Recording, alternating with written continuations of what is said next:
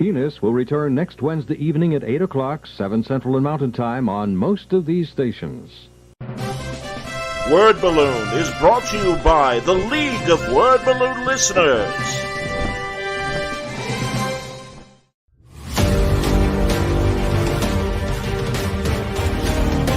Hi, I'm Alex Ross, and I'm doing my first CGC signing this year.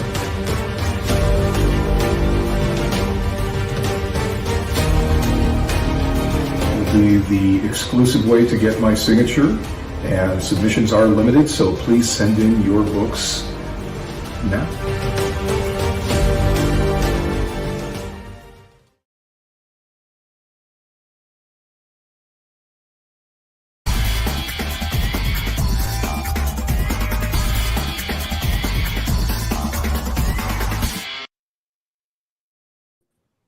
Welcome back, everybody. Time again for Word Balloon, the comic book conversation show. John Suntress here. What a writing team. I'm happy to have Jackson Lanzing back and happy to welcome Collin Kelly for the first time. Good to see you guys. Absolute pleasure to be here. I'm really Always happy. glad to be back. My cat Lenny has decided she's also going to be in on the conversation. I spent all this time getting this computer just right, and then she's been like knocking it off of it. The whole Alex Ross commercial, we were just fighting. So it's good. No, it's all good, man. Lenny, oh, what a beautiful! I like it. Nice stripes and everything. My God. She's good. She's Wow. good. Yeah, she doesn't like being on camera. I understand. That's all right. Well, she's got the whatever it takes, walking around the room in front of the camera. We got no problem with that. Exactly. Yeah, it's Jack's fault for trying to do something in her room. It's true. It's true. How dare I not just be spending all of my time paying attention to her? Yes, I know. Hello. Yeah. Oh, you're going to fight me now? All right. You're down. You lost it, kid. Anyway. Hi, everybody. Outstanding, man. Well, man, what a time for you guys. The stuff you're writing right now, I was telling you off the air, it's a pleasure to read. And really everything. And I mean, so much so, I'm a Marvel Unlimited guy. I don't want the story spoiled, so I didn't want to rush ahead for Captain America, for example. Yes. Sentinels of Liberty and everything. Man, Jackson, we talked about it last time, and Collin, I'm happy to pull you in on this as well. I love this Outer Circle conspiracy that you guys have set up, and it is so great. And this really is a hallmark, I think, of a lot of what you guys do. You bring new ideas, but you also pull in old ideas and really weave them together so well. And man, really, and I mean, I've seen the beginning. Again, I'm at an issue 8, I want to say, of so I'm on the new arc with the new Invaders, which is fantastic. And just know that this is a great story for people who don't know. Catch them up on what's going on with the Sentinels of Liberty. Or Sentinel of Liberty. Sure, yeah. So Sentinel is the Steve Rogers book, as opposed to the Sam Wilson book that's happening simultaneously, which is Symbol of Truth by Tochi Onyebuchi and Arby Silva. Collin, myself, and Carmen Carnero, who I'd argue is easily one of the best sequential artists working today. Her talent is kind of unbelievable, and every time we think we're like, haha, we got you can't do this, Carmen, she's like, guys, you inspired me, and now I'm an even better artist. She's just incredible. Yep. We have been doing a book that is about taking Steve Rogers really back to his most like human roots. For a long time, he has been on these sort of America-spanning road trip stories that are about understanding American injustice and understanding American history and understanding his place in it, which I think makes a lot of sense. But when we took the book, we wanted to make sure that we were telling a character-oriented story about Steve the man. And putting up a challenge against him that would be a really like human challenge for him. So that challenge is that Bucky Barnes, his best friend and his the closest thing he has to like a sort of life companion outside of Sharon Carter, who spends the first 6 issues of our book off on a mission, so that Steve's really leaning on Bucky. He and Bucky discover a conspiracy that goes back to the early days of the 20th century, and that goes back to their original creation and their original partnership and both of their origins.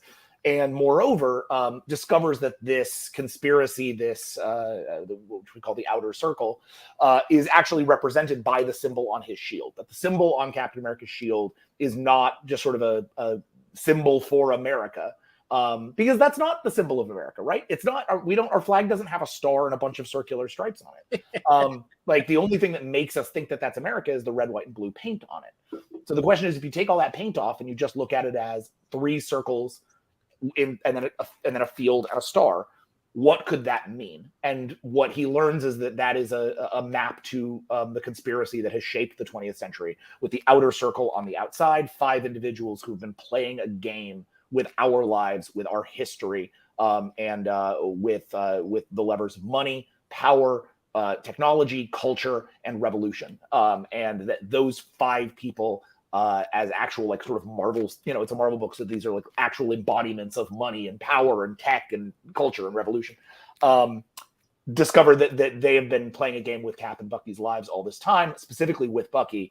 And by the end of the first arc, Bucky has taken a gun to one of them and taken his place at the seat of power of the Outer Circle, fundamentally separating him and Steve Rogers, and turning and making Bucky, in many ways now, Steve's number 1 rogue. A situation that they have not really been in since The Winter Soldier, a story where Bucky wasn't really Bucky. And so now, right. So now we really have to struggle with the idea that this is actually Bucky. This is the actual man. This is his actual, there's no brainwashing involved. He has taken agency over his life and has decided to be on the other side of this issue from Steve. And so that break in trust has turned into this much larger scale conflict between the 2 men. And now Steve has really dedicated himself initially to bringing Bucky back and trying to talk him out of this, and then eventually into, I don't want to spoil you because you're only on issue 8 because of Marvel Unlimited, but as we kick off Cold War, there's the big Captain America event that we're kicking off right now that smashes both Symbol and Sentinel together. We're going to see Steve and Sam Wilson pulled into a much sort of go on a much more direct mission to stop Bucky and to stop doing. And so that's where we're at now in the book. That's awesome, Collin. Was there pushback when you wanted to do this with Bucky and everything? Oh, what a great question. So funnily enough, people have been very on board with this pitch, kind of as we've brought it to the table. Originally, it was a Winter Soldier pitch. When we first got our chances to take a swing over at Marvel with Alana Smith, we put some ideas on the table, and we thought this kind of had an interesting shape of a conspiracy for Bucky Barnes to start picking at. We were right. Of course, it was the wrong time. So, we did our Marvel dance. We did a couple other things. We obviously eventually got our big shot over there with Kang the Conqueror. So then when they reapproached us about, well, you guys, would you want to pitch on Captain America? You won't get it, obviously, but which we didn't take as a slag, like it would have been our second Marvel book. So yeah, we had no expectation that our second book at Marvel would be, oh, you're going to do Steve Rogers. Yeah, but what an honor and a privilege to pitch. So we dusted off some of those concepts and realized that, yes, it is still a Bucky Barnes conspiracy, but when you add Steve to it, things start to really up in scope. So kind of bringing that idea to the table, the idea of the Outer Circle, of the Century game, we went a few rounds in the beginning with editorial as we kind of climbed the bracket, right, of who might land this pitch. The primary stress testing of this was, does this make airtight sense? Does this make sense for Bucky? Does it make emotional sense? Does it fit with the character? What are you guys doing? Can I pick, says Tom Brevoort, can I pick holes in this? And you're like, yeah. Senpai, go crazy. Like, let us stress test this to high heaven until you say, good. And eventually we got to that point, and I think we had a really rock solid Bucky plan.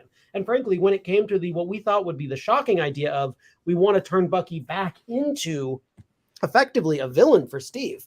We want him to re-embrace that really fundamental core antithesis between the 2 men. No one was too upset about that. Everyone over at Marvel was very enthusiastic about seeing a new take on this character that would kind of upend him a little bit. And also, one thing we've seen across a lot of our work with them is pull him out of the MCU shadow. Like, I think everyone over there can agree the MCU has a lot of great stuff. We all love a lot of great stuff in it, but the comics need to exist in their own space. So crucially, when we started to pivot from that, then people start getting really jazzed. I think that's a wider theme that I think you can thread across our work, both at Marvel and DC, but especially at Marvel right now, between Kang and Cap and Guardians, that across the board, what we're trying to do is come in and take things that have been pretty fundamentally defined by the MCU for a while. Bucky Barnes has been stuck in that Winter Soldier space for a long time, and it's not a space he ever planned on sticking around in. The Winter Soldier isn't him. You know, that's a complicated shadow to be living in all the time, and for that to be the only fundamental thing for him to do. The Guardians have been living in the shadow of James Gunn and James Gunn's take, and then it's a wonderful shadow. I love James Gunn's take; they're my favorite Marvel movies, but it's a take.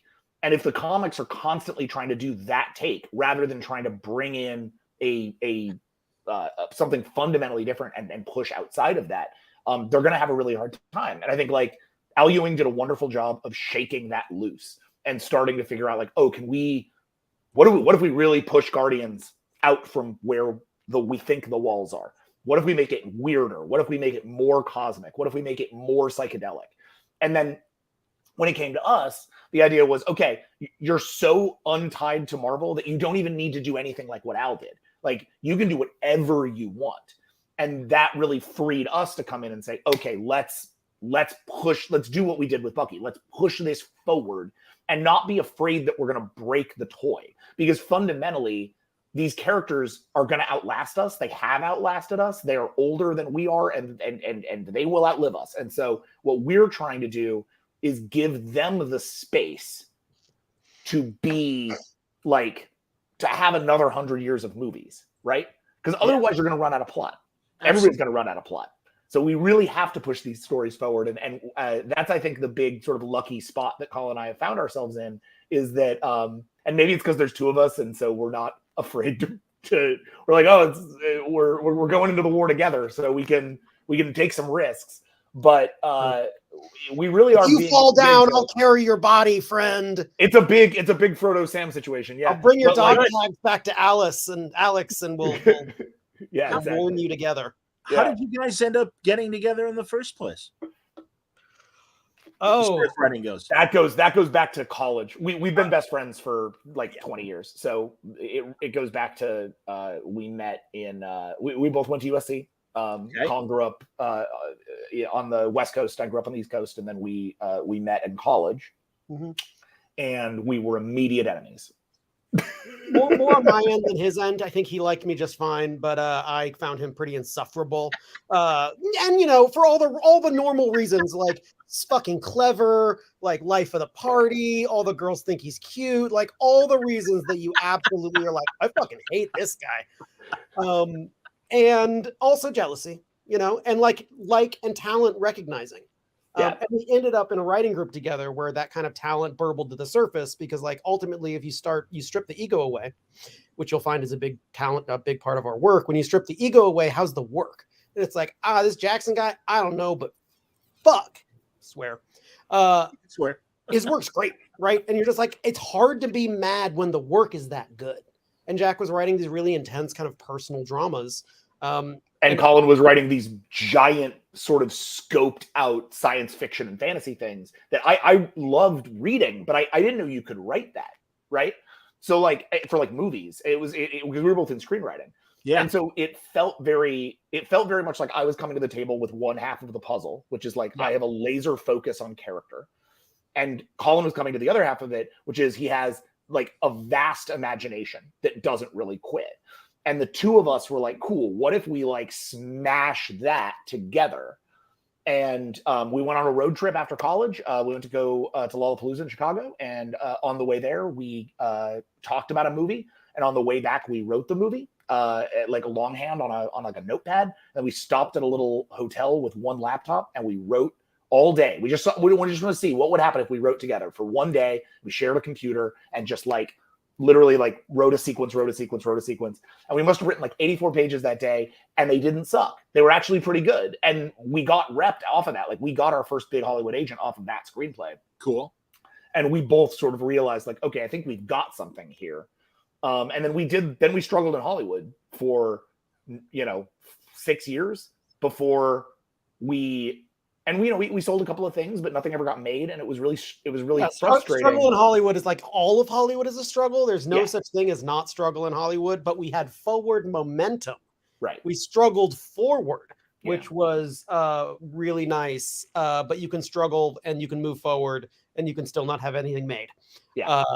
The opportunity. So comics. Yeah, comics came our way through Rebecca Taylor at Archaea, who offered us a chance to come in over on this thing called Hacktivist with Alyssa Milano.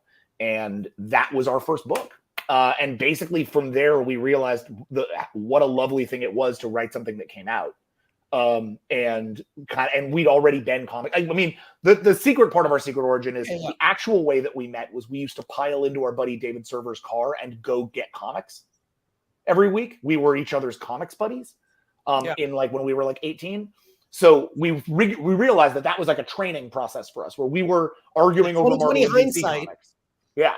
2020 hindsight, it turns out when you spend every Wednesday, when you spend 7 hours with someone every Wednesday for 4+ years, screaming at each other about their terrible opinions vis-a-vis Annihilation Ultimate Wave. Spider-Man. Annihilation Wave. Right? While horking down the greasiest pizza Los Angeles can develop for you. It turns out what you're doing is writing push-ups. And what we were doing was we were kind of honing our blades against each other's blades.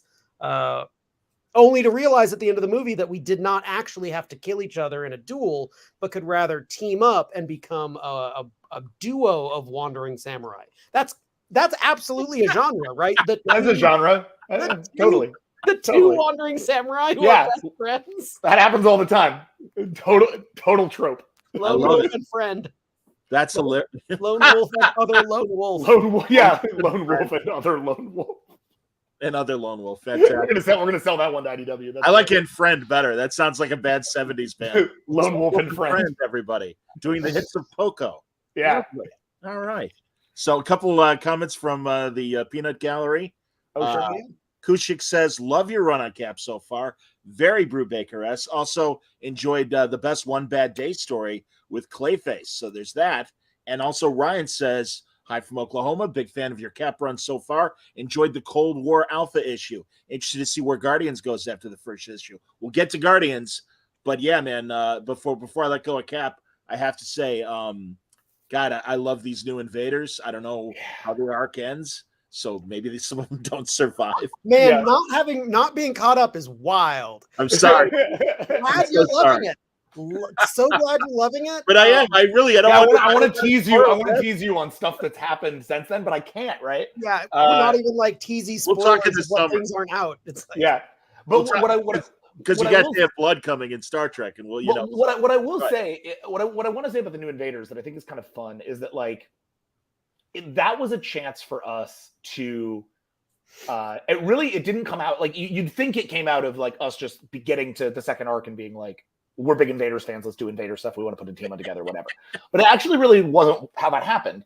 We got to the end of arc 1, and we knew that we were going to be leading up to Cold War, and we knew that we only had so many issues, and we knew it was going to be a shorter arc, and that it really had to be centered around what Cap had lost, which was Bucky, which is this core support system for him. Yeah. And we were like, okay, if one person can take that role, it's Sharon Carter. But the minute that she came into the book and found Steve being a sad sack, she kind of demanded as a character to be like, you're thinking about this wrong. And the question became like, okay, well, if he's thinking about this wrong, what's he missing, Sharon? Like, what's the thing that he's not seeing? What is the thing that you see?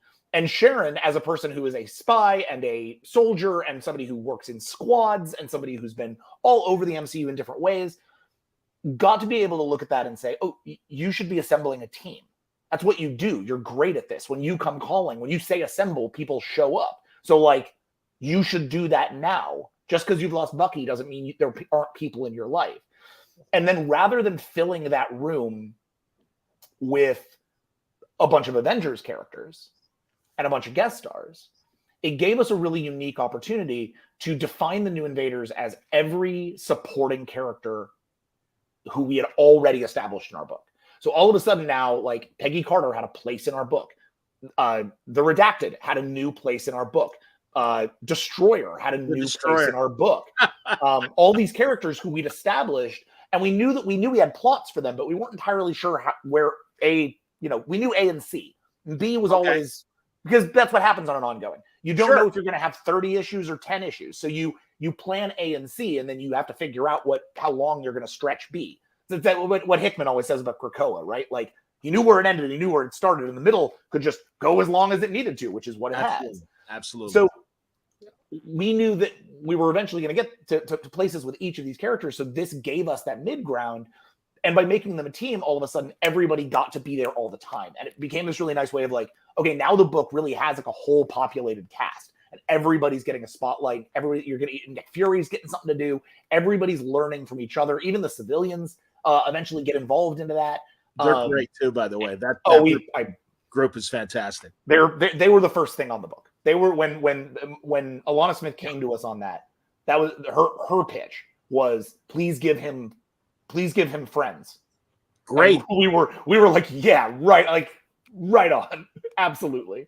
Well, like you said, he had been on the road. It's great to have him back in Brooklyn and reestablishing roots. Lower Manhattan, actually. Oh, it's not Brooklyn. And Excuse me. That was one of those Tom Brevoort things where we came in and we were like, it's Brooklyn, and he was like, fun fact, it's not. It's Lower Manhattan. The MCU brainwashed everybody into thinking it's Brooklyn. Shame on us. But he's actually just like Jack Kirby grew up in Lower Manhattan. Oh, sure, of course. That's great. Good for you guys, man. Way to go, Brevoort. Very good. Tom. He just has meticulously invoiced, like he has the receipts on every little thing they've done different, and it's like him and all of it. But he's like, not right. Tom is invaluable. Yeah, him and Mark Waid are like the keepers of. And I think Ralph Macchio is like this. I just haven't met Ralph yet. But there's just this handful of people that it's like, let me tell you what issue that is. And this is why it's right. This is why it's wrong. They kill me. One of my favorite stories is as we were coming on to Cap, we did a signing for Captain America 0 with Mark Waid. Because he was doing World's Finest #2, came out the same day. Okay. And which is just such a great book. Oh my God, yes. And so we met for the first time, like doing a signing together. And I'm a lifelong Mark Waid fan. Kingdom Come changed my life. So I was sort of geeked out to be in the same room as Mark. I'd never even met him as a fan. Okay. And we were sitting there for a second, and he, like, one of the first things he says to me is he goes, "Man, I don't envy you. I don't know what I would do with Captain America right now." And I was like, yeah, Mark. And I sort of like pitched out what we were doing. Like, I was like, I guess I'm going to tell you what we're doing because that's a crazy thing for you to say to me. Like, now I'm feeling like, should I not know what to do with? Like, you're Mark Waid. You don't know. How could I know? Yeah, you said something good, Captain. Like, and I sort of pitch it out, and he goes like, "Oh yeah, that actually sounds like the thing to do." And I was like, all right. Now I'm confident in our pitch. And I mean, and to unpack that a little bit, like, in my opinion, what he meant was, wow, America is such a divided nation. There are so many different perspectives about what the American dream stands for and what we can do. What a complicated character to take on. Yeah. To which our answer is, ooh, we are dipping on that. We are not going to get about the bipartisan nature of America. We are talking about Steve Rogers, and we are talking about the cycles of fascist control that have been pulling the strings of our nation. I do not care if you are like red or blue or where you stand on the working class, as long as you're not an oligarch. We can all agree that the wealthy are choking us. Right. That's that's kind of where the Outer Circle came from, is like, there are levers of power beyond evil. Like, it's not evil, it's capitalism. Yep. And that's why they're playing a game, right? That's why it's not, you were saying, like, we like to take stuff that's old and kind of make it new again. And then we like to bring in like really new concepts. So when we first brought in the Outer Circle, a lot of people's first reaction, I just know this because of Twitter, right? A lot of people would tweet us and be like, "So you're doing Secret Empire again?" And it's like, we're not doing Secret Empire again. Nope. And the reason for that is that Secret Empire was the story of what happens when people of like sort of fascist persuasion end up in the levers of sort of normal power and try to use it all to their uniform gain. Your traditional shadowy conspiracy. Yeah. The Outer Circle are 5 individuals who are playing against one another. They are actively only working for themselves, and they are actively working against the others, and they can occasionally team up to make good stuff happen for each other, but they are all fighting and kind of sniping one another, not working in conjunction. And so the story opportunities that comes out of that kind of conspiracy are just fundamentally different than the kind of stories that you would get out of sort of a traditional Secret Empire kind of conspiracy. Not to mention the fact that it's, as I think Collin well pointed out, it's a completely different metaphor. The metaphor of Secret Empire is, have you ever thought about how many, it's the Harlan Crow thing that's happening right now. Like, what do you do when the people with all of the power turn out to be secret Nazis, right? The metaphor of the outer circle is Elon Musk and Russian oligarchs and American oligarchs and European oligarchs. Like and Taylor Swift and royalty and Kanye West. Like, it's people with money, with so much money that they can devalue everything else. And how that as something that we're all struggling with in the 21st century now is sort of harder to wrap our head around, because the only way to think that you think you can beat it, which is why it's the Bucky storyline, is to get enough money to become one yourself so that you can disassemble it. But the minute that you get enough money to become one yourself, you've become one yourself, right? So that becomes, so like that struggle has been, is really sort of at the core of what that story is all about. And so it's supposed to remind of Secret Empire. I think it's sort of Secret Empire 2, right? But it is, but ideally it's a new thing that's saying something. I honestly think it's its own thing. Really, Secret Empire did not enter my mind when I've been reading this, truly. And again, I enjoyed Secret Empire. I was not a hater. Nick Spencer knows that quite well. Oh, I don't mean Nick's Secret Empire. I mean the OG Secret you mean Empire. the 70s Secret Empire. Sure. And I love Englehart. And Englehart, I've talked about original Secret Empire, of course. Nixon, behind it all. Exactly. Exactly. Playing with the idea that this isn't about a group taking control of the world or a group like secretly protecting the world. It's like, no, they own the world. We've all lost. It's done. Exactly. It's done. Yeah. No, and again, it said, my thought obviously was more, and now I'm blanking oh God damn it, not the real stonecutters, the Freemasons. Freemasons are like the Illuminati. Yeah, and obviously the fact that it's Cap's symbol, it's like, oh my God, if he had the pyramid with the eye on his shield instead of the star and the stripes. So no, it's great, man. No, I really, I'm enjoying it, man. Glad you dig it, and glad your audience digs it too. Jace, you get it, my friend. Yeah, exactly. There you go. You too, bud. Hey, Jace. And he also says that the circle is people with so much money that nothing has value. Absolutely, man. It's a true story. DJ Riley says, loving the Cap run so far. Any chance we'll see Armin Zola's daughter, Jet, from the Remender run, considering we're exploring Dimension Z? Well, I did see the artifact when they were fighting the new Destroyer. That he had the thing that, and Cap said it reminded him of Dimension Z, so I can appreciate that. Obviously, that's where it's going, but that's cool. Yep. I don't want to get anybody's hopes up. We are not using Jet, and that's not because we don't think she's interesting. I actually think Jet Black is a really interesting character. She was in our plot for a while, and as we looked at how much we were trying to tackle with Cold War. And how many characters were on the board, we realized that she really wasn't getting enough. There wasn't enough there to justify having her there. To bring her in would be to shortchange a character who was already set up in our arc. And so we went round and round and round and round on it before we were like, we just don't think that there's a place for her. So eventually down the line, I would love to use Jet. I would love to bring that character back. I think she's really interesting. I think she has a lot to do. And I think her story is yet unwritten. But Cold War, there are like the full casts of 2 different books being served. So we couldn't introduce anybody new, except for Black Widow. We had to introduce Black Widow for reasons. Has Cold War begun, or is it coming up? Cold War Alpha just dropped. The Cold War has begun, my friend. Like a week and a half ago. So now basically each month there's going to be 2 issues of Cold War, 1 Sentinel and 1 Symbol. So it's going to go Cold War Alpha, then Symbol is out. Then there's going to be a Sentinel. And that has Black Widow on the cover, which is why it's not like a spoiler that she's there. She shows up in Symbol. Then another Symbol, then another Sentinel, and then Cold War Omega, which is our big wrap-up issue. Got it. And the Cold War Alpha and Omegas are both drawn by Carlos Magno, our buddy from King the Conqueror. Yep. And he's doing just incredible work. So we've been really excited to get back in with him. Cool. I am back on Marvel's press list. I don't know why I was not for a while, but I'm back. And I got to figure out the new cloud thing to get past issues. Oh yeah. So, send us the link when you figure it out. Send us the link. God, I'm so glad to hear that, Collin. Because truly, I'm on both the big two's press lists, and everybody else is kind about sending me issues and stuff. So yeah, it's a little, and I'm sorry that I missed the beginning, but I'll catch up. I promise.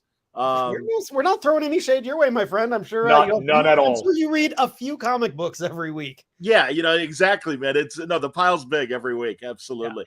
Yeah. But yeah, I can't tell you with good news that I did read Guardians, the first issue. Hey, and that was a shit ton of fun. There it is. Hell yeah. First cover there, and I love the neo-Western thing about this. This is kind of a prelude to, I assume, where to establish the new team, as you were saying earlier and stuff, that you didn't have to do what Al was doing and everything. So, but yeah, it's kind of a self-contained story, and we'll see where it goes, obviously. So you're actually going to see a lot of self-contained stories. Wonderful. That was one of the things that we came in on immediately and said, hey, let's really anchor this book in one, and like not done right per se, because they all fit together and they're all telling a story. And sure, by the time you get to issue 5, I think you'll see that. But initially the idea was, what if we just did a bunch of Westerns, like back to back to back to back to back, and really saw how we could stretch this out, what happens when you bring the focus in on these characters, and sometimes in on just one of them, right? Or just 2 of them, and really look at how that stretches out. So we were really looking to try to move away from the kind of serialized storytelling that we've been doing in Captain America, and do something that was much more about that one issue experience, like sitting down and just getting a whole meal out of it.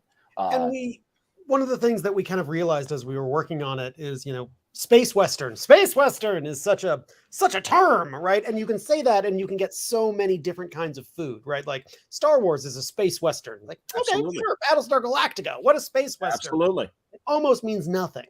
So what we really needed to do is lens in on what actually makes a Western. And besides that fundamental concept of the frontier, the unknown, the tragedy of the space of knowing that this is kind of, you're out here because either you've got nothing or you're hoping to find something, finding those themes and then looking at every single issue and saying, okay, well, how can we take an element of the Old West, a bank heist, a showdown, right? What are these tropes that we know and love, and apply those story archetypes to our unique kind of Guardians tragedy-soaked tone?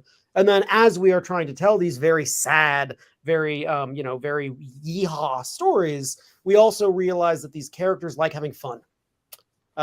We are putting them through some of the worst times in their lives. We have every single one of them in absolute crisis. And these sons of bitches still are having a relatively good time. Yeah, they're still making a lot of jokes, at least. Making a lot of jokes. Yeah. Bad time, good jokes. Yeah. Bad time, good jokes.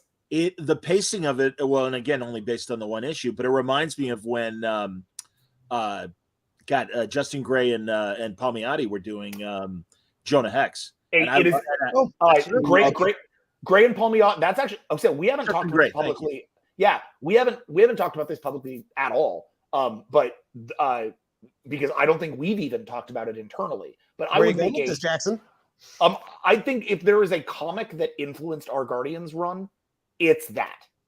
Like that book, those Jonah Hex books, that particular Jonah Hex run is like the best since the original. Yeah, to me, it's formative. It was actually one of the books I was reading when Collin and I met. I have every issue of that in singles. That run is really, really powerful stuff. And it did a lot of what we're trying to do. It was like, what do you do when you want to do like really tragedy soaked single one-off things, but over time you're going to get a better understanding of these characters. I haven't really thought about that, but I actually probably that's as much of a, we use Unforgiven as like our reference point a lot, but you could just, we say like it's Unforgiven meets Next Wave, but you could just as easily say it's the Gray Palmiotti, Jonah Hex, and Next Wave. That's very interesting. I had not thought about that at all, but you're totally right. You see it, Jay says, is Quill more Man with No Name or Roy Rogers? Well, I think got the answer, obviously. Quill is more Man with No Name right now. Yeah, no. He was kidding around. I know that.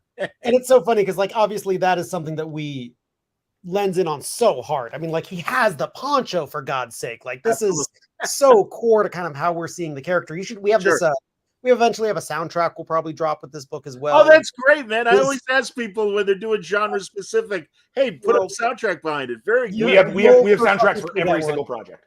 But the problem is the Man with No Name is alone. Right. So he can be stoic. He can be mysterious and gruff. When Peter Quill tries to be mysterious and gruff, he's got a room full of people who be like, oh, is Peter Quill mysterious and gruff? And he's like, fucking shit, guys. Like, it's really hard to be cool around your friends. Kind of. They know him too well to let him get away with being a true man with no name. Which is also kind of rude because sometimes you just want to let someone suffer quietly and not make fun of them all the time.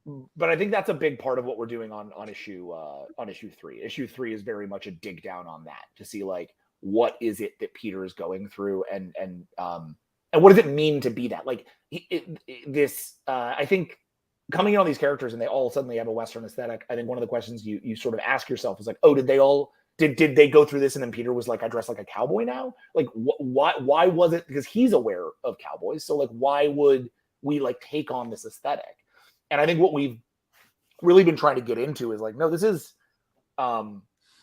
is because they're all going through something really dark. And the only way that Peter can process that to some degree is to process it through this genre. In the same way that like he processes his emotions through music. I think he is processing his trauma through genre.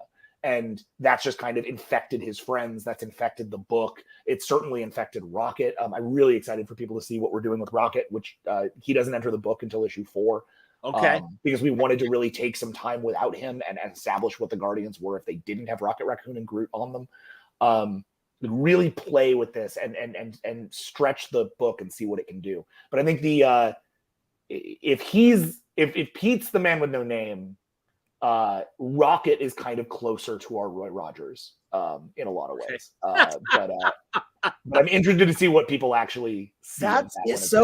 People will read that issue and they'll be like, what? He's a fucking singing raccoon? And it's like, no. But go ahead and read it and you'll find out more. Hilarious. But I do, as you're talking about, like, oh yeah, Peter's processing his trauma through the world of genre. I almost say if we keep that thread going, Grant Morrison will just appear. Like, well, we talking about genre. I don't know why he's Jack Sparrow.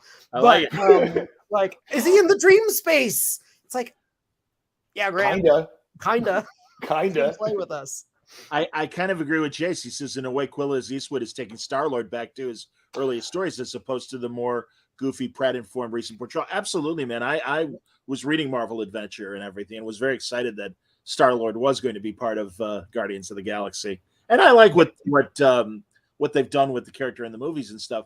But yeah, man, no. And God, I mean, really, that mask and that Western outfit really does fit. Just kills, right? Kev Walker can't draw a bad thing.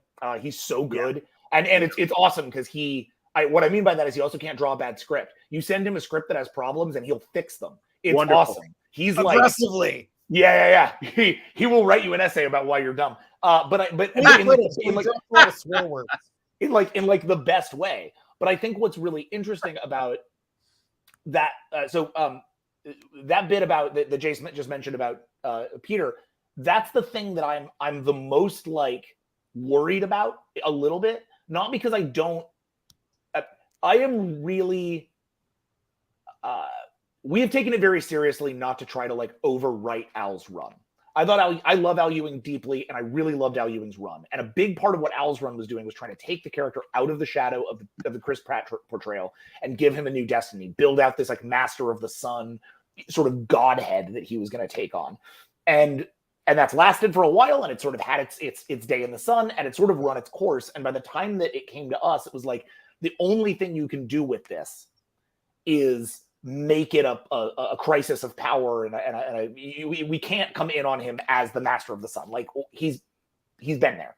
That'll be a flat line. There's nowhere to go up from that. So like, where do we find the drama to actually play out this character? And so, and we went back and we were reading. This is what we do whenever we pick up a new book. Is like we'll go back and just read everything that's been published, just to like sometimes the stuff you've read. Like, and in this particular case, I was going back and reading Annihilation.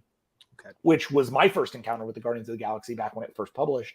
And when you first meet Peter there, I think the caption literally just reads like Peter Quill, the Star-Lord, veteran of 1,000 space wars or something. Like I think that's what they call him.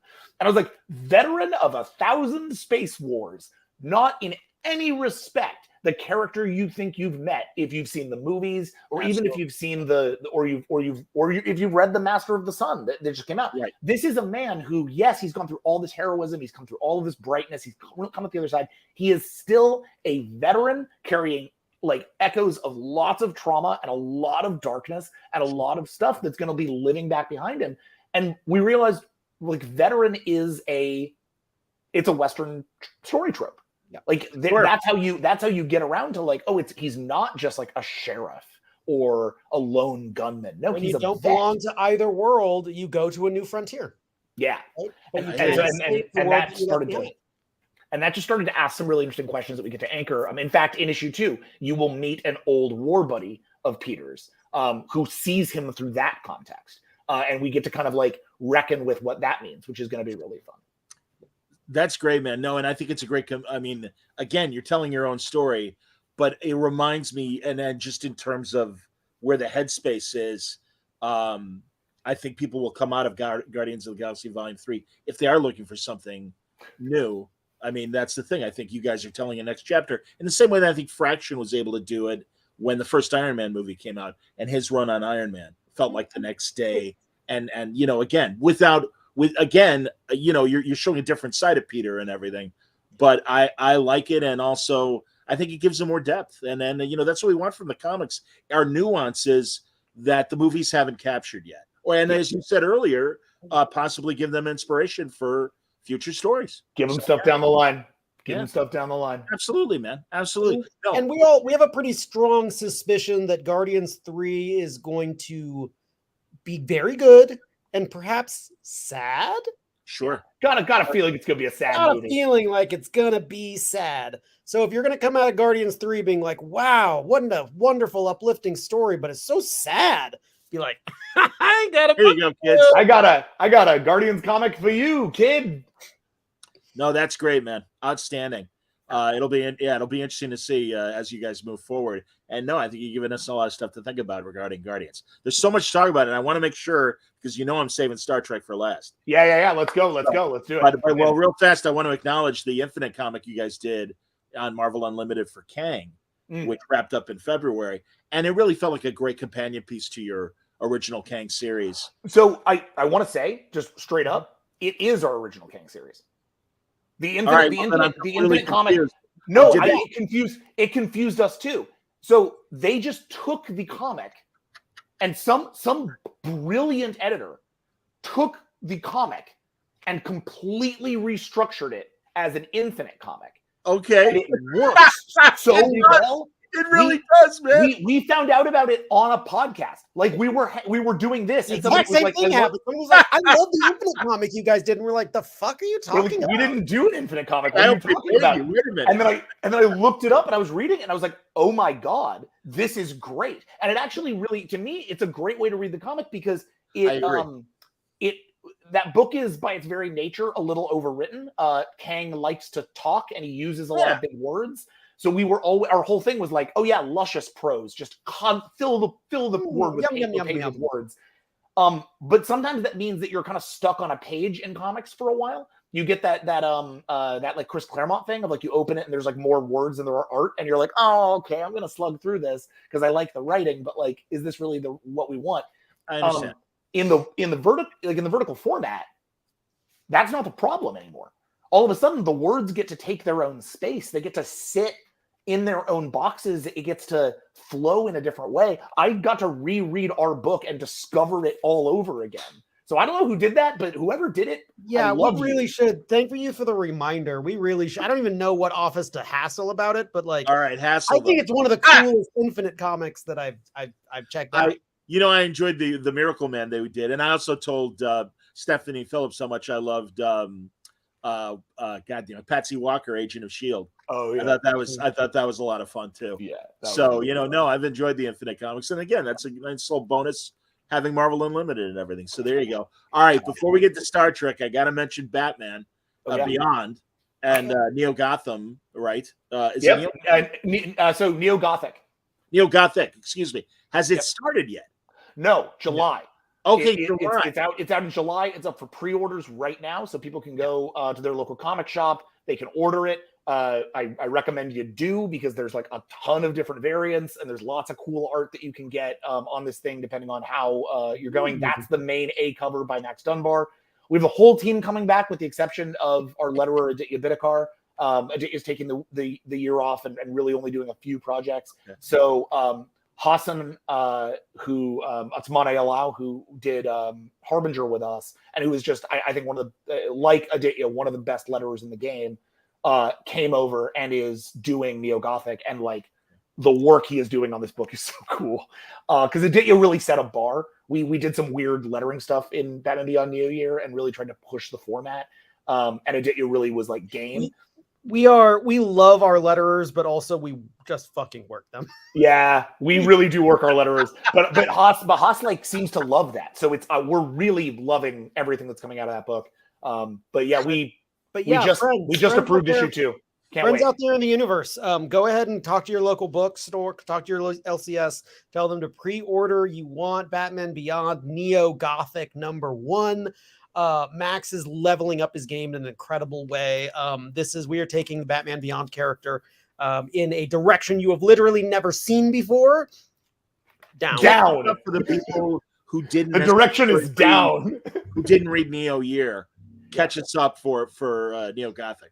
Sure, certainly. First off, go read Neo Year and go pick it up. But what you will discover is a Batman Beyond. The trade is out now. You can get the trade. Yeah, the trade is out. It's one of those thick trades that you get, and it's like what you would get at the library, and you'd be like, this will be good for a whole day. But this is the story it picks up after the Batman Beyond animated series, and we start off with a zero issue, an oversized zero issue that explores a central question, because on page 1 we kill Bruce Wayne. Yeah, he's dead. He's done.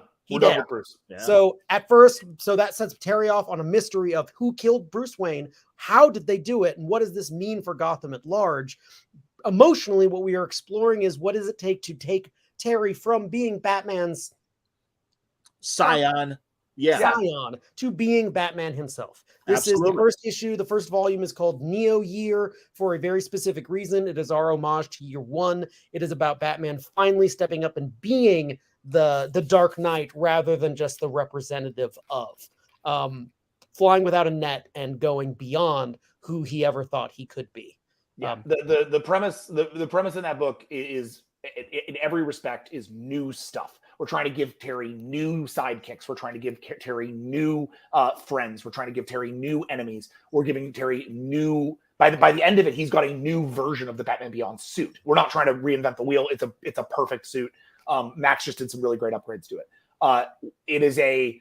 We are really trying to build out a world for Terry that doesn't sit on the backbone of what Bruce Wayne brought to the table, but rather sits on the backbone of what Terry is. So the argument that I always make, and it might sound disrespectful to the show, and I hope it doesn't, is that the show, by the very nature of it being kind of a Spider-Man take on Batman, its villains fall into 2 categories. They are either Spider-Man villains, by which I mean they are people who have gone through technology-based mishaps and have become evil, or they are Batman villains who are old, like, or new reinventions of Batman villains.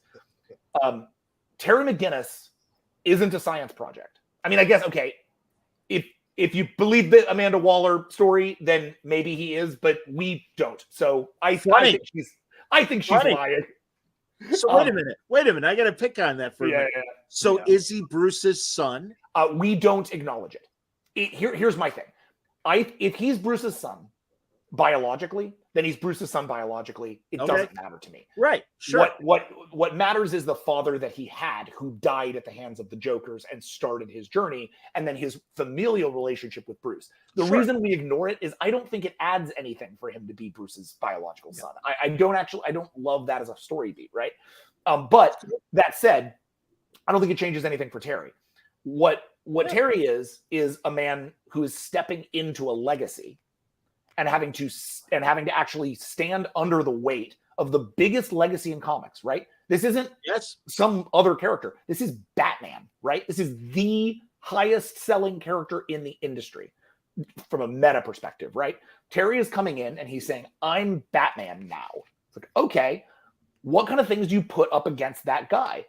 Putting him up against a bunch of people with not terribly well sorted mental trauma, which is what Batman's villains are, right? Because they're reflections of Bruce, doesn't really make a lot of sense. We had to start putting Terry up against villains who reflected Terry, villains who reflected the person he was, what he was going through, and how he was going through it.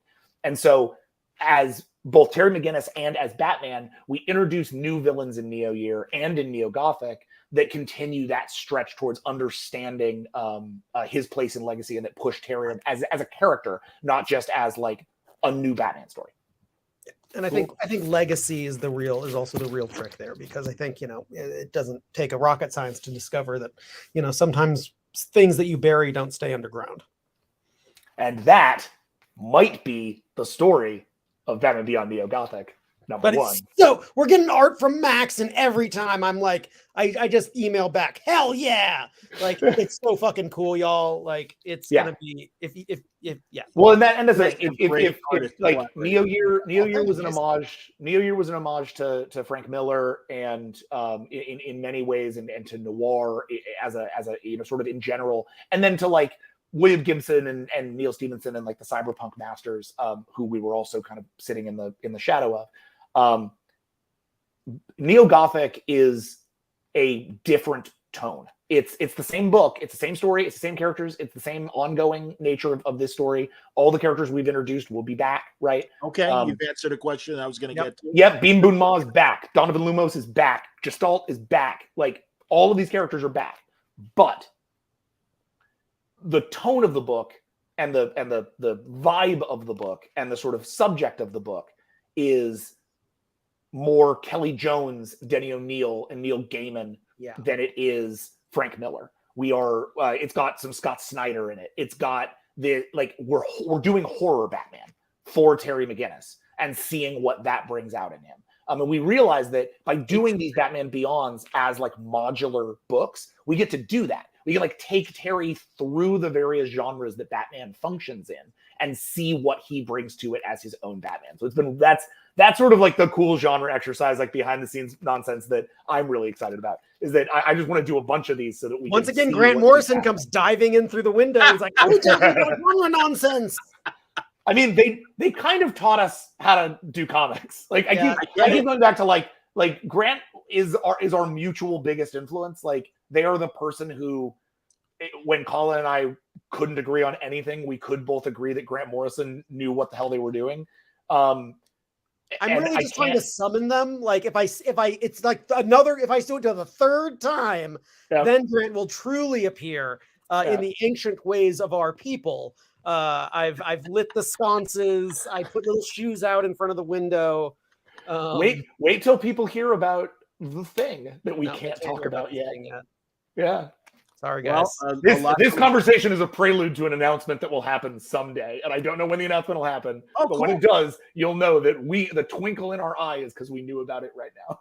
I know you really want to talk about Star Trek, and I know probably time is we're watching the clock. But also, we got someone in the chat who's like, "Have you guys talked about One Bad Day yet?" And it's like, we have not talked about One Bad Day. So by all means, talk about One Bad Day. Man, hey, One Bad Day. That was pretty cool, right? Yeah, it was. Honestly, they've all been great. But yeah, it's another great one shot from you guys. It was amazing.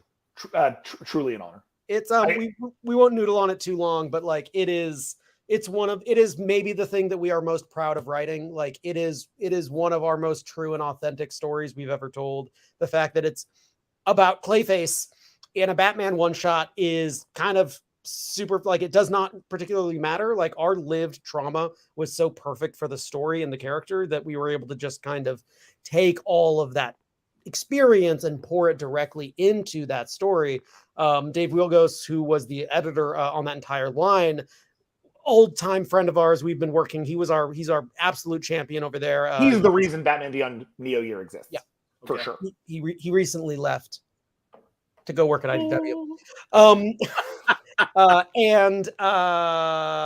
Getting to tell that story and being so authentic about it and so real, and then Harmonico coming in to absolutely just fucking crush the art.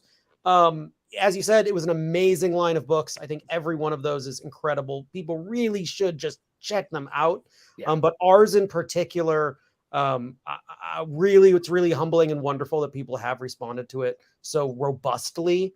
It fucking sucked to write, but it was like bleeding on the page. It was a painful book to write because unlike most comics where there's a certain amount of separation between what you're writing about and what has actually happened.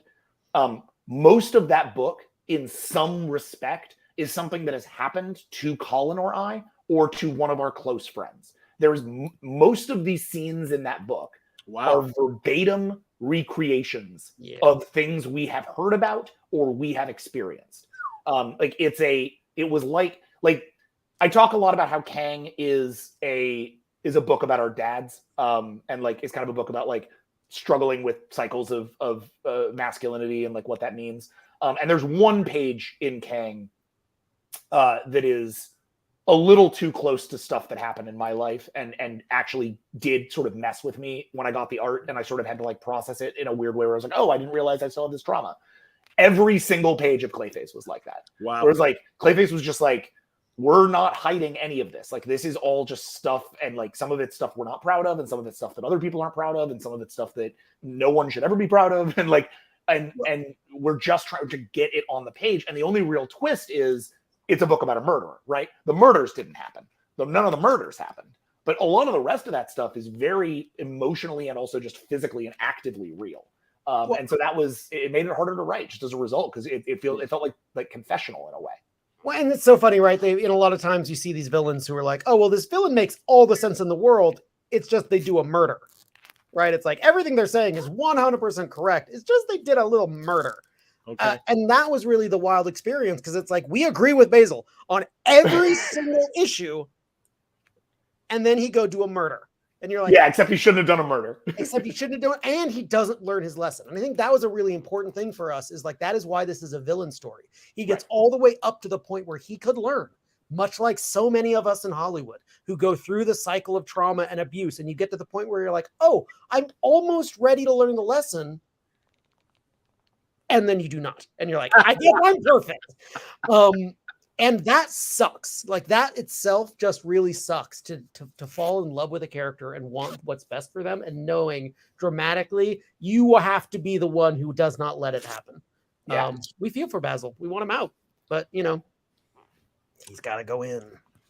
Unbelievable, man. No, honestly, and I hope that this and beyond are hopefully you'll get your shot at. I love what Ram is doing. I love what Chip is doing. These are fantastic. We are in no rush. You got a full plate, man.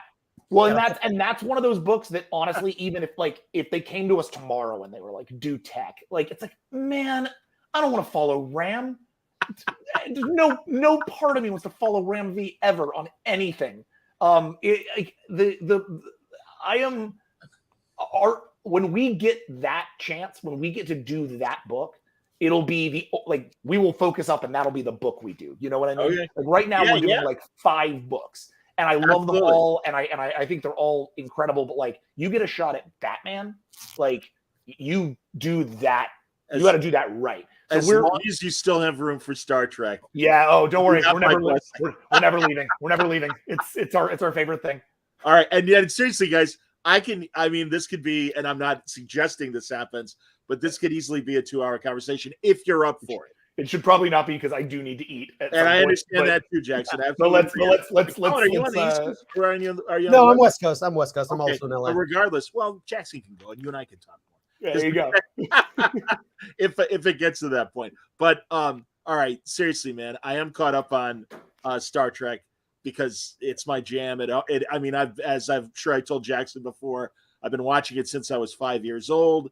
I have vague memories of it in 1969 when I was 4, that it was on TV and my parents were watching it, but I really got into it in the early 70s through syndication. And Deep Space Nine is fantastic. You guys are telling this amazing, not only Cisco story, but the crew you've assembled. And my God, issue 7 with Jack showing up from, is it Jax or Stax, or how do you say Shax? Shax. Yeah, Excuse me. Yeah, Shax from Lower Decks. Yep. Sorry, kids, I will spoil it. But That's all right. it was great. And also, I mean, my God, I loved what Worf was doing. And I'm going to be talking to Chris Cantwell about the Worf book, obviously, sooner than later. Yeah, but oh my God, it's so great because Jax is an interesting character, and I like Lower Decks. It grew on me. I'll confess, I found the first season kind of annoying, but Jax is a great character, or Shax rather, and you guys play him straight, which is fantastic. And it's like, hey, he's a cool character, and there's again different story opportunity using him the way that you guys are using him. That came out of a direct conversation with Mike McMahon, the creator of Lower Decks, who we go way back with. We went to the Discovery premiere back in the day together, like as when none of us were working on Star Trek. Like as fans, just a bunch of Star Trek nerds, love Star Trek, and conned our way into the premiere. We literally met because we were in a zine together. We were in a Star Trek zine. Outstanding. So we're like really we go way back. So we called him, and initially we had wanted to put Beckett Mariner on the core crew. She was supposed to be our original communications officer before Lily Sato came into the picture. Interesting. And we because we wanted a Lower Decks person just like on there from the get-go to really kind of make a statement that like this is all of Star Trek. We're not leaving anybody behind. And Mike was like, yeah, you can't use Beckett. You actually can't use any of my 4 mains because they have really specific backstories and I can't mess those up. And I was like, totally understood. Absolutely. All good. He was like, you can use Jennifer the Andorian, or you can use and he gave us like these other characters we could use. And we're like, yeah, I don't know. Maybe not. And then we started talking about bridge crew. It's like, oh, maybe we could use Dr. Ta'ana, but we're like, yeah, but we're using Beverly Crusher, so we don't. And then Shax came up and he was like, I can tell you about this thing we're going to do on Deep Space Nine in a couple of years, or like in a year. Because we're doing this years ago. Sure. I can tell you about this thing we're doing on Deep Space Nine. We're going to bring Shax in. He's going to have a backstory with Kira. So we're going to have this whole thing there. And we were like, that's it. We bring Shax in. He replaces Worf when Worf goes off to start Defiant because we didn't know who our tactical officer was going to be. Right. And we were like, all right, so he comes in to do to bring in Shax. And then the fun thing about Shax is that you can play him straight, as opposed to most of these other characters who are defined by kind of being like lovable fuck ups. Yeah, wackos. He's like a serious Starfleet officer, but like overly serious, right? So the fun of it became he's the only times that he's not played straight are when he's excited or when he's fighting, and then otherwise he's straight. But then when we get him into an action sequence, which you'll see a lot in the next few books, whenever there's like somebody who he can fight, Shax is he's just having the time of his life. He's laughing and just kicking butt, and like he's bringing this totally different energy to the book. And we all kind of got addicted to it. Shax has a lot of really great stuff. And then there is a thing coming in Day of Blood, the only unannounced thing about Day of Blood I can't talk about yet, that is I think going to use Shax to his ultimate potential. I am very excited about it. Well, honestly, I mean, I've liked him since season 1 of Lower Decks, and I honestly, hey McMahon, if you're watching or catch wind of this, I want to clear. Lower Decks has certainly grown on me, and I really felt like each successive season, you guys have upped your game, and you moved away from my initial frustrations, is the best way to put it in briefly, with the first season. And I love the way that all the characters have been fleshed out. And it's a beautiful show. It's a great show. It's a great they've show. really knocked it out. And is the show that got my wife into Star Trek after a decade of me not being able to figure out how I was gonna hit that. She watched Lower Decks and now she's seen all of TOS, all of TNG. We're finishing Deep Space Nine right now. Like it's thanks, Mike. And it was great to see them go back to Deep Space Nine. This is a great cast.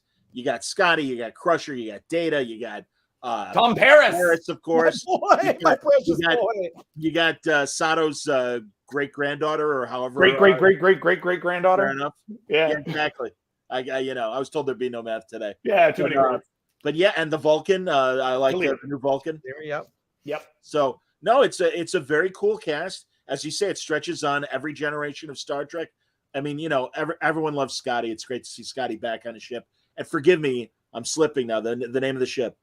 The Theseus. Theseus, of course. Great idea.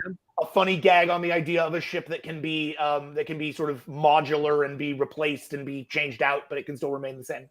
Dovetailing into kind of what they talked about on Picard season 3, and all the ships getting rehabbed and refurbished, and we see it with the Titan, obviously, and and then we get little callbacks like even like the Excelsior is still in well, at least during season 3, still in service until the inevitable, unfortunately. And and that was a fun thing too, is like part of this line, which was kind of really actualized by Heather Antos. Her mandate rolling in was like, let's treat this with all the weight and severity of Star Wars, right? Like let's stop fucking around and like let's treat this living universe like a living universe. And that also includes like let's get CBS on page. Like, let's get Paramount. Let's get everyone talking to each other so, like, we can actually start to create a cogent universe here. And Heather Antos just absolutely murdering it on that. And we they were like, oh, well, we were like, obviously, Picard 3. Like, we got to know what's going on here. And they were like, well, you don't get to know. But Heather can know. And then Heather can read you. And then we're like, okay, cool. So and they're like, there's been little things that we knew about, and we're like, oh, we can juice that over here, and then we can make sure that pays off a little bit. Like, wildly enough, this our Star Trek run is in a pretty interesting conversation with Picard season 3, especially as regards Beverly Crusher. Yep, Beverly Crusher and Data and Data. Yes, because how many years? Because all right, Cisco is your main character, and obviously this is a couple years after the season 7. 3 years after the end of Deep Space 3 years. Okay. This book takes place about a year before Nemesis. There you go. Okay. That takes place about 3 years and takes place about 3 years after Deep Space Nine. There's a 1 year gap, basically 1.5 years, where stories haven't really been told. And that was the key to the whole pitch. I think the only reason this book happened was we found that year. That's great. And we were able to take that year to CBS and Paramount and IDW and be like, this, no one can play with this. Can we play with this? And once they were like, great, we can open that up. That can be your space. As long as you don't color outside those lines, you can do what you need to do, as long as it's not going to contradict anything that Terry's going to do on Picard 3. Sure. And so we had enough heads up to know that there was stuff happening on Picard 3. The Data stuff especially. We knew, like, have you finished Picard 3? Oh yeah. Yeah. So I'm ready to talk to you about Star Trek. So the lore reintegration bit with Spot, they told us about that we had a writer's room for Day of Blood, and they told us that in the room because we were like, writing, because the beat that we're writing for Data and Lore, spoiler alert, Data and Lore meet in Day of Blood. The beats that we're writing for them are in many ways the setup beats for that. Like, we are writing the last encounters between Data and Lore before this moment, right? So suddenly, because before that, the last encounters between Data and Lore canonically were the Borg episodes, where he got Hugh and tried to build his Borg thing, and Data kind of joined him, and then they broke up. Yep. That was the last time they'd ever encountered each other before Picard 3. We're changing that in Star Trek. We're amending that to say, okay, now there was actually a bit here where Lore tried to break good. He learned the lesson from Data, and he kind of tried to do it a different way with Worf. That's what's happening in. That's what's happening in Star Trek Defiant. Yeah, and Lore is part of that crew. Yes. Exactly. Lore is the science officer on Star Trek Defiant. And so we were like, okay, if we're going to do that and we're going to anchor this in, like, there was a little bit there where Lore tried to learn the lesson of Data, but clearly failed because he ended up back in Daystrom Station, right? Yeah, exactly. So how do we know, or what is it that did that? And wouldn't it be great if that was in some way tied to Data's inability to reintegrate with his brother, right? So it was really interesting to know where they were going in Picard 3 and know that we're kind of heading towards this interesting ending for these two characters. That's sort of a simultaneous ending, knowing that and in its own way a new beginning that allows for us to come in and say, okay, let's set that up as best we can, so that if somebody were to do a Stardate-based reread and rewatch of everything, just goes, oh, I'll watch and read everything in order. We have my friend Rachel's doing that right now. I think that's why that's in my head. But if you were to do that, you'd get to our books, you'd read all of it, and then you'd get to Picard 3 and actually see, like, oh, look, there's setup and payoff there. There's certainly setup and payoff with Data and Lore, and huge setup and payoff with Beverly Crusher. I feel like we're like telling an invaluable Beverly Crusher story now. Wonderful. That's now great. That we see where Beverly is landing in Picard 3 because it's so distinct. Is Gates aware? I got to meet Gates last summer. I have no idea. I don't push those buttons. I'm so intimidated by that cast. They mean so much to me. I think if I met any of them in real life, I'd be like Donald Glover in Community with LeVar Burton. Like, I would just be like, not know how to interact. 2 decades of doing sports radio and meeting a lot of my favorite current and past athletes really steeled me up to celebrity interviews and even admiration for comic book writers and artists as well. So it's like, I can kind of hold my shit together when inside I'm like, okay, it's really nice to meet you. We'll bring you as our ringer. We'll just stand there like total doofuses, and then we'll be like, handwrite you little notes that you can be like, my clients say that they are very impressed by your body of work. Breaks.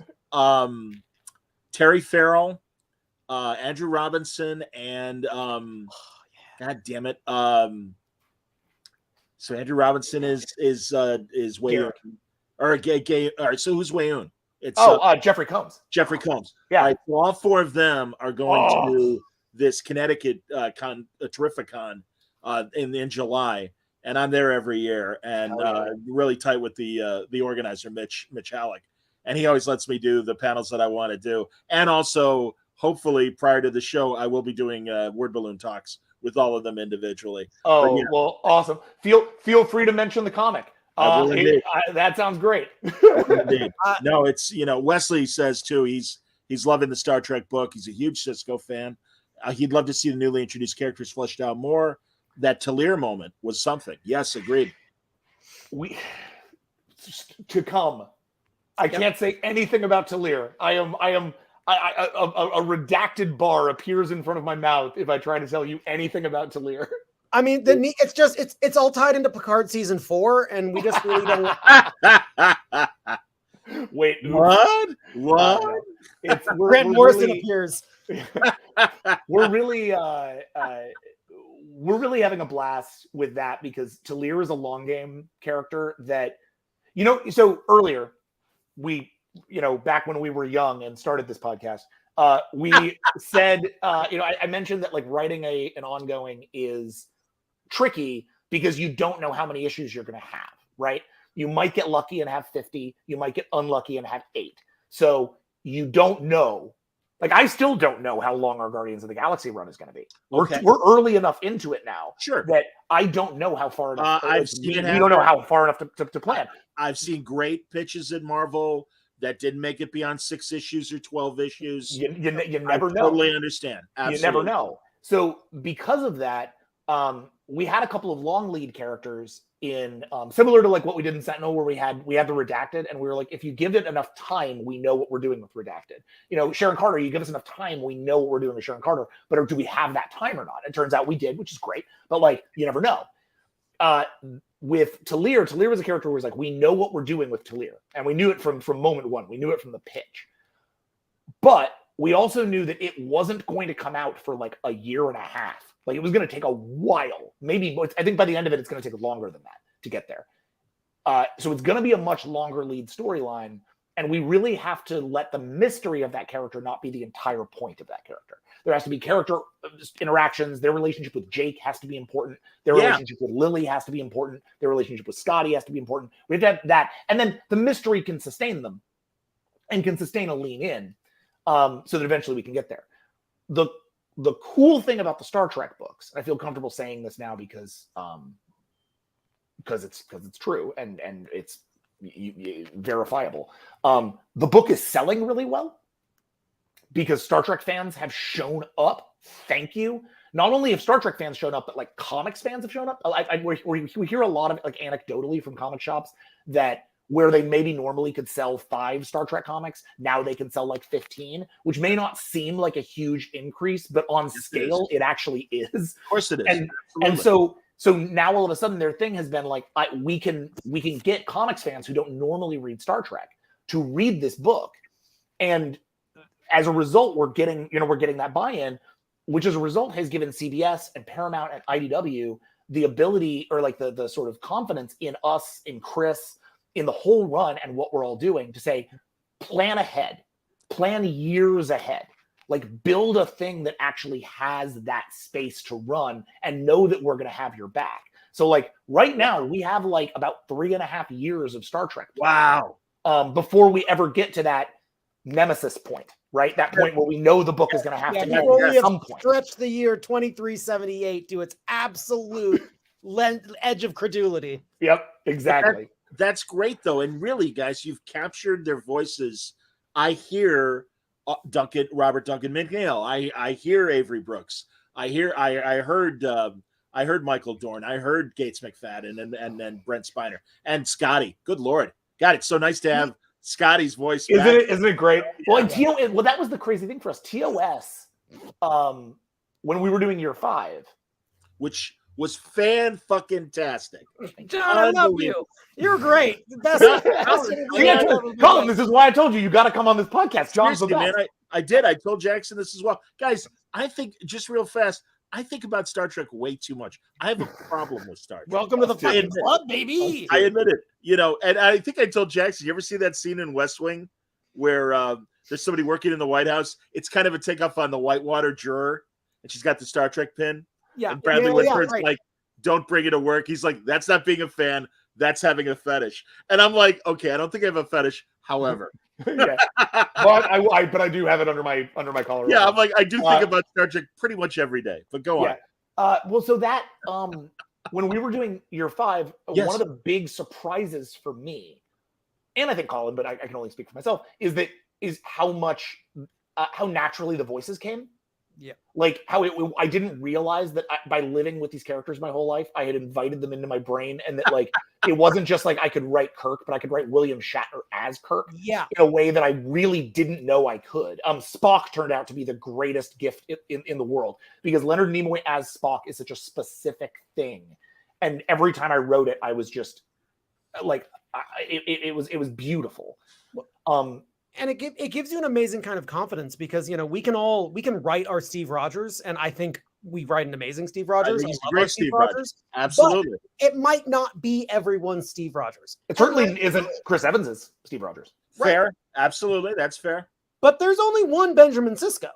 Like, there's no other fucking, I mean, I guess now there is other James T. Kirks, but like, there is only one Jean-Luc Picard. Jean-Luc Picard sounds like Patrick Stewart, and if you don't get it right, you're fucking wrong. 100% that. And Avery Brooks is, I would argue, the hardest voice in Star Trek to write. 100%. Because Avery Brooks is an unexpected actor in these like really unique, interesting ways. It's why he is my favorite performer on Star Trek of all time. I just think he is the same way. He is so magnetic, but he is also unpredictable. He will take. He's like the Christopher Walken of Star Trek. He'll take a line that should be really straightforward, and he will turn it inside out and upside down and read it really weird.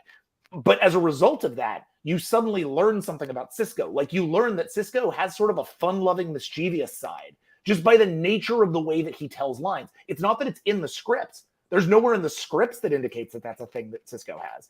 But by the way that Avery Brooks reads it, you get that out of Cisco. You get that he's a little impulsive, jazz, baby. And it's he's a jazz musician, right? Like Avery Brooks is a jazz musician, so you're getting that out of the character. And I remember when we sat down to write him for the first time, my biggest concern was like, Collin and I have been wanting to write this book our whole lives. This is the book we've been wanting to write since we very first got the hands on Star Trek. Wow. So we pitched this before we pitched year 5. Wow. And it got killed. And then we brought it back after year 5, and we were like, can we do it now? There's a great theme in all of our work where it's like, oh, you didn't like this once? Maybe you'll like it again. Yeah, maybe you'll like it again after we've proved that we can, they do trust it. you now. Yeah, exactly. All right, good tip to anybody who wants to be a writer out there. Just swing for the fences, but understand that the first thing you have to do will probably be something for them, so that they realize that you can actually hit those fences. Yeah, that's okay. You can follow directions. Yeah, it's a good thing to do. So we started on Cisco, and I was like, oh no, are we able to do this? Like, is this character still going to sound like Avery Brooks? What do we do to make this sound right? And I even remember through issue 1, I was like, I don't know that we got it. Like, I don't know. We're figuring it out. And then when the first issue came out and we had a bunch of people be like, I can hear him. It was this huge exhale for me because I felt so confident in everybody else. But Avery Brooks was like, I'm not him, right? I don't have his acting. So I'm having to guess how he would bring this bit of story to life, or how he would bring this. And eventually we got to get to things where he could do a funny laugh when you don't expect it, or he could I still remember we were working with a scene that was like, we could not crack it. And it was just like, it was too dour. And then we realized like, well, if Avery Brooks was on set looking at the scene being like, this isn't working, what would he do? And it's like, who the fuck knows? But like, he might come in on a joke. Right? Yep. He might be thinking like, this is hilarious. Right? And you're like, that's a weird fucking take, Avery. But suddenly Benjamin Sisko knows that he needs to upset a room. Right? He knows that's part of his leadership, is that like, he needs to be unpredictable to encourage his staff to be as creative as possible. Yeah. So knowing that gave us that little bit of freedom, I think has been really neat. It's been a pleasure, and I'll show the cover of the next issue that's only a couple weeks away. Sorry, Collin, but there's Ben is in a Collin is holding the comic. Ben is they're back at Cardassia, and we're learning about the new politics of Cardassia post post Dominion War. And then people are like, oh man, I love your Star Trek, you're fighting gods, you're all doing this cool. It's like, what's next for you guys? Like, ooh, post-Reconstruction political drama. Yeah. Well, because just like fucking DS9, baby. Yep. Because Star Trek can and should be both, right? Guys, like, yes, continue, please. I don't know. It's like, that was the whole thing. We knew when we brought Cisco back, we had to deal with two things simultaneously, and that doing them at the same time would be disastrous. So we set them apart and made sure that we dealt with both of them before we got to Day of Blood to like culminate the first year. The first 6 was going to have to be about what it means to be a confirmed Messiah. What is it like when you like our sort of like softball pitch was Dr. Manhattan as a Starfleet captain, right? What is that like? What is it like to be for the Void finds out that a lot of the immortal aliens that Star Trek has encountered are dying and are being killed in some fashion. Yes. And so he goes out there to try to solve this, but he himself doesn't know if he is human anymore. The Starfleet doesn't totally know if he's human. That's why Beverly Crusher's there, to figure out if he's human, right? To monitor him. Absolutely. Everybody's a little cautious about this guy, and he's even a little cautious about himself. And what he's learning over the course of the first 6 is that all of that stuff about him being a Messiah and all of his great, destiny and all the stuff that he embraced at the end of Deep Space Nine had the resulting consequence of having left his son alone for 3 years, which was something that, again, talking to Avery Brooks and how we really try to fill the book with his spirit. Like, Avery Brooks was very insistent that line at the end of Deep Space Nine be, I'm coming back. Like, he promises to return because he didn't want to be an absentee Black father. And we were like, after, especially not only Jake, but the newborn as well. Exactly, Sarah. So it was really important that if we were going to do this, we were going to come in and have to really fucking nail it. So we had to make sure that he was going to come back and he was going to learn that by embracing that destiny, there had been a really dour consequence to his family, and now he had to reckon with that and understand what that would mean and how to come back from that. That was the first arc. The second arc has to deal with Benjamin Sisko and the sins he left behind from the Dominion War. This is a man who did a lot of really gnarly stuff to win a unbeatable conflict. Yeah, and putting him in that cell and having the Cardassians take him to task directly and really ask the audience the question that In the Pale Moonlight asks them, with several decades now to think on it. Were those the right decisions? Did he do the right thing? Was victory worth the cost? What is Benjamin Sisko's culpability? What is his morality? And how does he feel about that stuff? Make him look in the mirror of that. So it turned the book from being a book about big, crazy cosmic god stuff to for 4 issues into a story about that was 6 issues, and we do 4 issues of like Cardassian internal politics. Okay. But both books are about Sisko. Sure. Right? Both books are anchored on the 2 sides of Benjamin Sisko's journey and where he needs to go. So That's it's moving forward without spoiling. Yeah. Will the focus go away from Sisko and other crew members, or is Sisko still your linchpin throughout this series? Sisko's the linchpin. Good. I was trying to figure out if we should play with you a little bit, but like, no, Sisko is the captain of our ship. No, good. Thank God, because truly, I know I told Jackson this last time. I'm not even going to go into it. I've told the story a million times on the podcast. I met Avery Brooks at a Chicago convention, tried to buy him a drink. He couldn't have been nicer to me, and he made me feel like Jake Sisko. He just put his hand on my shoulder. He's like, John, you don't have to buy me a drink. We're having a lovely conversation. And I literally, man, that's where I really needed my mental powers of, all right, keep it cool. Keep it cool. Oh, yeah. Because inside, I'm like, all right, man, I got to go. But it was really But I'm okay. I can sit down with Patrick Stewart. I'd be like, this is a real honor. Thank you, sir. Sure. You've really done amazing work. If Avery Brooks was kind to me, I would absolutely just fucking melt. I'd become a gibbering idiot. I'd just be like, thank you, Dad, and I'd run away. But also, I love that you're taking the Star Trek genre in these different directions. As you said, they're out god hunting in the first season, or the first arc. Then it's a political drama. And listen, I reserve judgment. We'll see how the Section 31 movie goes. But if anything, the opportunity to make movies, and I've been saying this for years, do a Starfleet medical show, do a courtroom drama where Tuvok has to advocate for somebody. Sure, and I think that'd be a great role for Tuvok. You could do these other things. And also what's been driving me nuts, and I'll keep it brief, about Discovery was I thought there was a real political opportunity with the last season that they pretty much kind of glossed over. And that really disappointed me because, and even in Picard season 3, I'm like, much like Star Wars, they've created this gigantic galaxy. And it's like, what do the Romulans think of this? What do the Andorians think of this? And on every permutation of Star Trek, it's like, you've created this. We want to know. Yep. And that was my own small little thing about Picard season 3, because I know it was really about the next gen cast, but it's like, there was just this more of an opportunity to expand. I'm glad the changelings were in there. Mm-hmm. Again, but it's too big of a galaxy. I think we can all be happy with Picard season 3. Like, thank God. Yeah. What a fucking great. Thank you, Star Trek gods, for giving us Picard season 3. But you also know that you're a true fan when you're like, yes, but what about the paperwork? Where do they file these? It's like, yeah, man. Like, where's the shipyards? I want to know what's up with the Andorians. Like, nothing. It's like you don't know that. Like, we are so hungry. I think that's one of the great things. Like, as Star Trek fans right now, we are feeding. Like, we are feasting in a way that young John who got a Star Trek episode once a week, maybe if he was home at the right time, could never have imagined. Right, that there's all this amazing content and so many ways for so many different people to fall in love with this. The fact that we still want more is like greedy, but also fuck you. I want more Star Trek. Well, I think and that's the experience that now we get to have on the comics line that I think is really like so lucky and really does make us both feel like we've hit the jackpot here, right?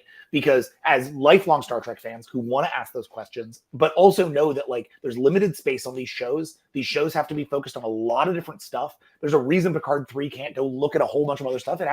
It's really trying to deal with like Picard and fatherhood and Beverly Crusher and like the stuff that it's dealing with, of course, which is fine. Like what we are tasked with doing is very different than what the TV shows are tasked with doing. We get to look at the entire breadth of the Star Trek universe, and we get to go wherever we can imagine going because our artists get to keep up with us. We get to take great individual pieces of Star Trek and dig in as much as we want. So do we have to do a whole arc about Q? No, we do one issue of Q and then we've done the Q. You've seen the Q, you're good, you're happy about that. But post Day of Blood, the arc we're writing right now, the fourth arc of the Star Trek ongoing series, is, and I can't tell you what it is yet, but is zooming in on a piece of like narrative of like world building that has been lying fallow for 20 years. Yeah, literally. And I have asked, and my friends have asked, and Collin has asked for years, what is this? What could this be? How could we build out from this? It's this kernel of an idea that has never been seen or explored, but has been introduced. And so we get to come in and say, all right, what does that mean? How do we build it? What does it look like? How does it interact with all of this? And how do we do that in conjunction with the canon so that we're not boxing anybody else into some nonsense, that isn't good for them? So it's been, we're now in that position of getting to ask what's up with the Andorians. And we're really relishing every opportunity we can. On top of the fact that it's not just us, right? Star Trek is a flagship book, but then you've got Defiant. Right. And then you've got this motion picture era book that Chris Yost is doing, which is tied into what we're doing. And you have Ryan North's Lower Decks comics, which are going to get tied into what we're doing.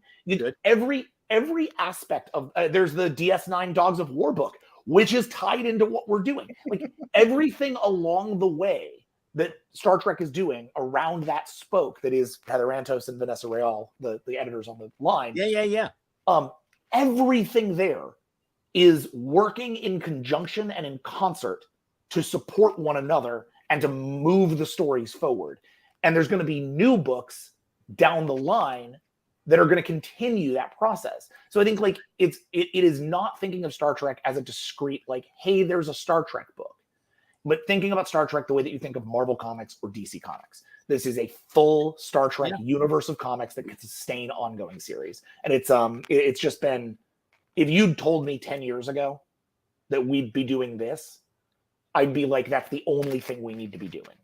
The fact that we're doing that and Guardians and Cat and Batman Beyond is like unthinkable to me. We could not be luckier, and we cannot thank you and also obviously everybody who's picking up our books enough for the support and for engaging with this stuff. We're so glad that we're hitting a nerve. Proof's in the writing, boys. Honestly, I think you guys are killing it. And I know you guys got to go. Do me a favor, hang out just for a second, because hopefully you can help me out with one little thing. But no, this was terrific, and boy, we didn't even get a chance to talk about Regeneration. Oh my god! Yeah. Can we makeup? It's makeup. Isn't that sick? Collin, I'm assuming you saw I don't think Collin has seen it. Oh, no. Collin, you gotta go on YouTube. The Roddenberry Archive put out this 2-minute video. It's the thing we were talking about. We got word of this a few months ago through like sources, but we didn't know what it was. And then they'd done this screen test previously, which was like, holy cow. But no, Collin, it's a short that shows them bringing it's on Viridian 3 at the end of Generations when they're taking they're reclaiming the saucer section of the D. I'm sorry. No, it's fine. They're like this is how it works. He spoils things for me, and I'm like, they're like reclaiming the saucer section of the D, and they go to Kirk's grave, and you see like old Spock go to Kirk's grave. Yeah, and he like takes off his hood, and it's like, That's a makeup effect. It's young. Yeah, it's young old Spock. It's I Spock, think old young Spock. Yeah. Yeah, and we all Insane. thought it was maybe like General Tarkin in Rogue One, where it was Right. more CGI and everything. No, it's all makeup. And it's like, oh my God, please find a Nimoy sound-alike and put these two actors together. And there's Yeoman Colt, for Christ's sake, in the first I know. the first test and everything. It's such a trip, man. It is so incredible, and really just I was just content to talk to people like yourselves about Picard season 3, and I'm like, wait a minute, what the fuck is this? It's amazing. So anyway, Time to be a Trek fan. Absolutely. No, and again, you guys and IDW are a big part of, I think, amplifying the good new Trek that we're getting, and that you guys are showing that there are still great possible stories between the raindrops. And that's terrific. So keep up the good work, boys. We'll wrap things up because I know Jackson's hungry. Colin's tired of talking to me, which I don't blame. I'm tired of hearing my voice as well. I'll be honest with you. But really, thanks everybody for watching, and we'll see you on the next Word Balloon Live. Until then, everybody stay safe, stay happy, stay healthy.